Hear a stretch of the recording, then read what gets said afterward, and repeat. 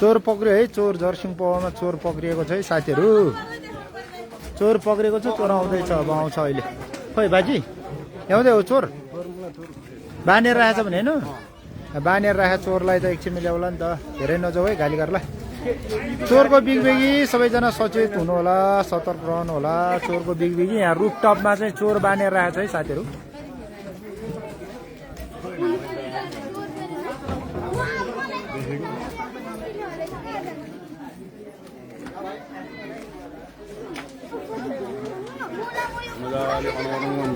त्यो आएको नि त चोरको अनुहार हेर्छौँ है अहिले एकछिन। बानेर राखेको छ भने बानेर राखेको छ यहाँ माथि। अब अहिले दुईजना पुलिसलाई पनि घाइते बनाइएको अवस्था छ।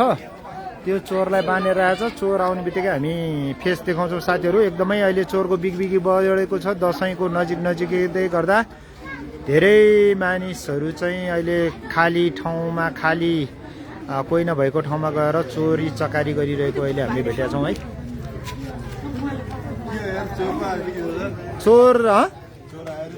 चोर बानेर राखेछ। अब एकछिनमा तपाईँहरूले अहिले चोरको अनुहार देख्नुहुन्छ है। अहिले म देखाउँछु तपाईँहरूलाई चोरको अनुहार। भ्यान आउँदैछ, भ्यानमा अहिले कोचेर लगेपछि देखिन्छ।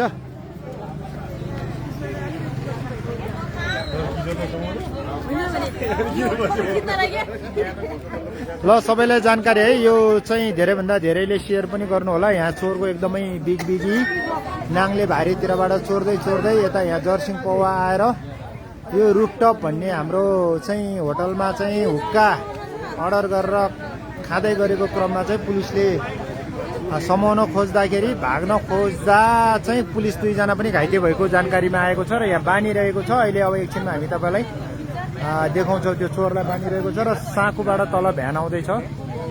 भ्यान आएपछि चाहिँ अब त्यसलाई लानुपर्ने छ। मन्जु दाहाल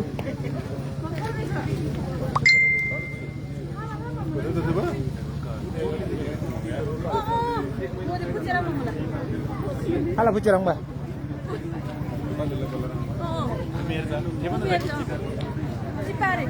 tamang indah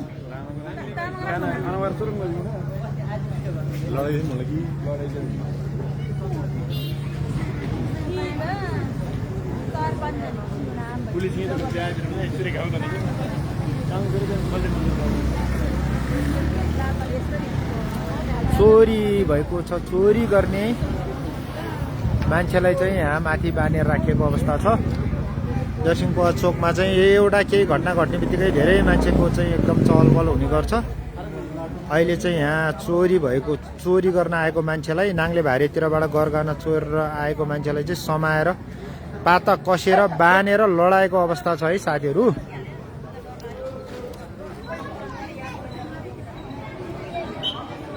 चोर एकैछिनपछि यहाँ गाडी भ्यानमा हाल्ने क्रममा अहिले देखाउन सकिन्छ।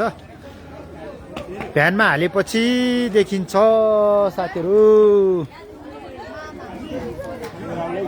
चोर आउँछ। चोर सबैजना सचेत भएर बस्नु होला। नाङले भारीतिर आएको चोर नै हुनुपर्छ त्यो। हाम्रो साथीहरू यहाँ एकदम तम्तयार समाउनलाई बसिरहेछ। पाण्डेजी, ओ पाण्डे सर के छ? खोइ कतिखेर झार्ने हो त? ल ध्यान आउन साथ हो, त्यो चोरै हो नि कन्फर्म? ल है चोरै भएको हो भन्ने कुरा चाहिँ प्रमाणित गरिसक्नु भएको छ हाम्रो दिपक सरले। चोरलाई पाता कसेर जर्सिङ पौवामा समाएर लडाइरहेको छ। यहाँ चाहिँ अब हाम्रो सही साहबले त्यहाँ गाडी बोलाइसक्नु भएको छ। दुईजना प्रहरी पनि घाइते भएको भन्ने कुरा छ। एकदमै सजग हुनुपर्ने अवस्था छ है। गाडी आइसक्यो है। ल अब हामीले चोरलाई देखाउँछौँ है। ओहो साइड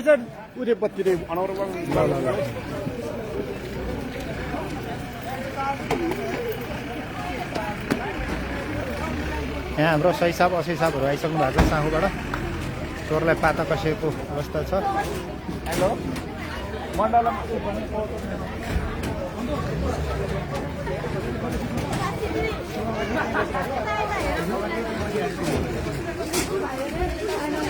खाने माइल दाजुलाई घरबाट किन नि यहाँ चाहिँ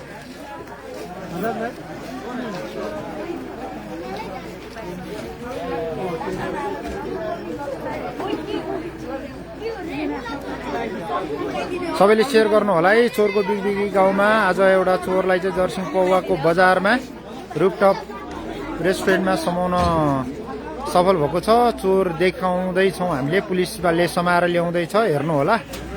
चोर ल्याउँदैछ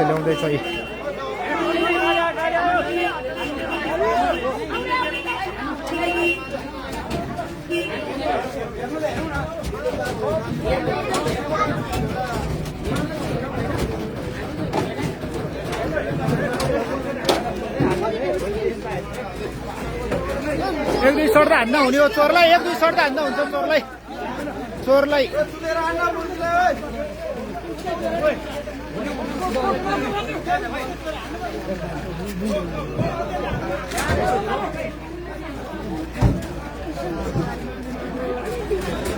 चोरले एक सर्ट चाहिँ पायो है, एक सर्ट चाहिँ पायो।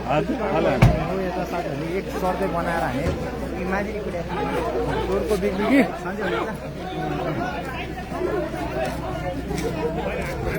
चोरले एक सर्ट भेट्यो, माथि नै चोरलाई समाएर अहिले साँखु प्रहरीको नियन्त्रणमा गाडीमा लगिसकेको छ है। एकदम दसैँ नजिकै चोर बिगबिगी जर्सिङ पौवामा चाहिँ हुक्का अर्डर गरेर खाने क्रममा पुलिसद्वारा चाहिँ पुरै पछाडि लाग्दै गरेर आएर समाउन सफल भएको छ। यो चोर चाहिँ नाङ्ले भारीतिर पुगेको भन्ने कुरा छ।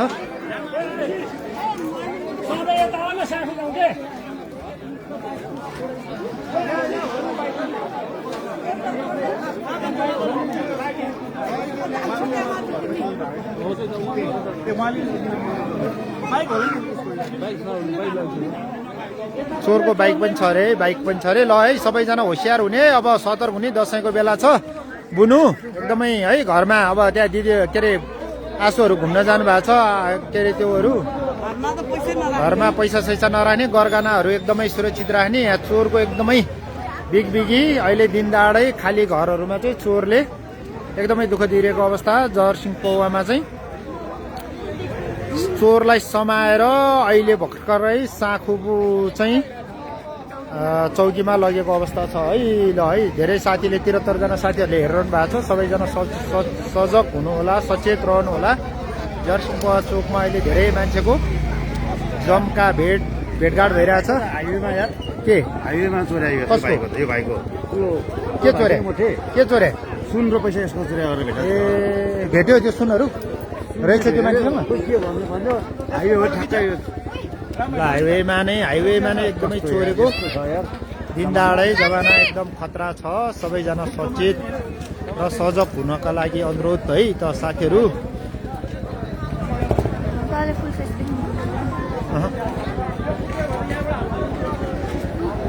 तामाङले चाहिँ चोर्दैनन् हुँदै होइन, तामाङले चोर्दैन होइन, तामाङै जस्तो लागेको छ। तामाङले चोर्या हो, मैले तामाङले चोर्दैन भन्ने कुरा त गरेको छैन। जसले पनि चोर्न सक्छ, एकदमै सचेत र सजग हुन चाहिँ आवश्यक छ।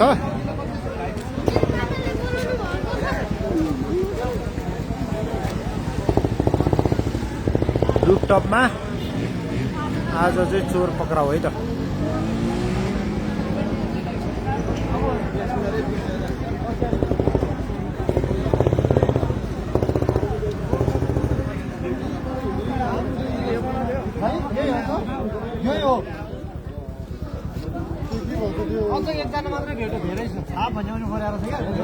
चोर समाको वाइबा स्मारिका चोर समाए यहाँ रुफटपबाट। आज यहाँ दिनदाडै यता हाम्रो नाङ्ले भारेमा चाहिँ सुन र बाइकहरू चोरी गरेको मान्छेलाई समाएको छ।